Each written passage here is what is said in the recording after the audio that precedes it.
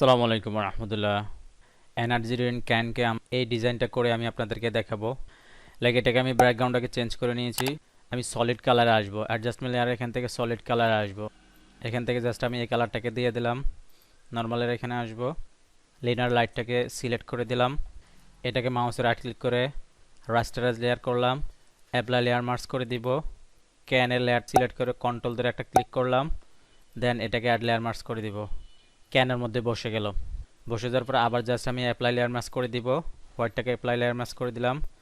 Pen টুলটাকে নিব, pen টুলটাকে নিয়ে just আমি এখানে একটা ক্লিক করব, দেন এখানে একটা ক্লিক করলাম। এভাবে আমি ক্লিক করে জাস্ট এখানে এনে এখানে ছেড়ে দিলাম। কিবোর্ড থেকে এন্টার বাটনে হিট করলাম, জাস্ট ডিলিট করে দিলাম। কি বললাম, কন্ট্রোল ডি দিয়ে সিলেক্ট করলাম। তো বাকি কাজটা শুরু করার পরে আপনাদেরকে আমার ছোট্ট একটি রিকোয়েস্ট, যারা আমার চ্যানেলটাকে এখনো সাবস্ক্রাইব করেন অবশ্যই সাবস্ক্রাইব করে আমার চ্যানেলের পাশে থাকবেন এবং পাশে থাকা বেল আইকনটি ক্লিক করে দিবেন। যারা ইতিমধ্যে সাবস্ক্রাইব করেছেন তাদেরকে অসংখ্য ধন্যবাদ। ভিডিও দ্বারা কিছু শিখে থাকলে লাইক করে সবার মাঝে শেয়ার করে দিবেন যাতে অন্যরা কিছু শিখতে পারে।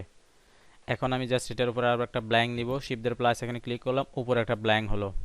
শিপ ধরলে উপরে ব্ল্যাঙ্ক হবে, একটা ব্ল্যাঙ্ক লেয়ার হবে। কন্ট্রোল ধরে নিচে ব্ল্যাঙ্ক লেয়ার হবে। যে লেয়ারের নিচে আপনি ব্ল্যাঙ্ক লেয়ারটা নিতে চান, জাস্ট আমি এখান থেকে রেক্টেঙ্গুলার টুলটাকে নিলাম, এভাবে একটা শেপ ফিট করলাম।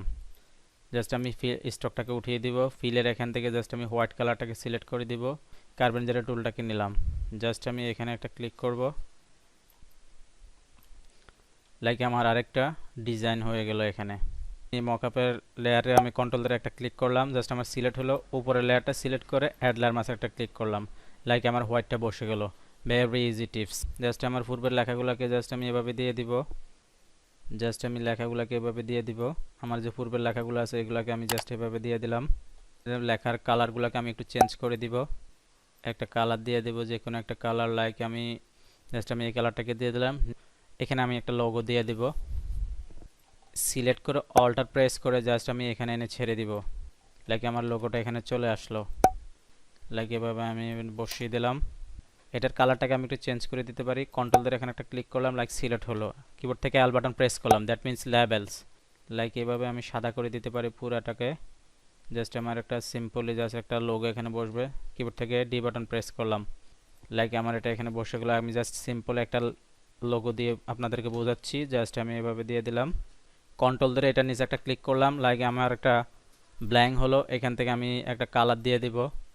নিচে নিয়ে আসলাম, এক্স বাটন প্রেস করে কিবোর্ড থেকে ডিলিট বাটন প্রেস করলাম। এখান থেকে আমি গ্রেডিয়েন্ট একটা কালারও দিতে পারি।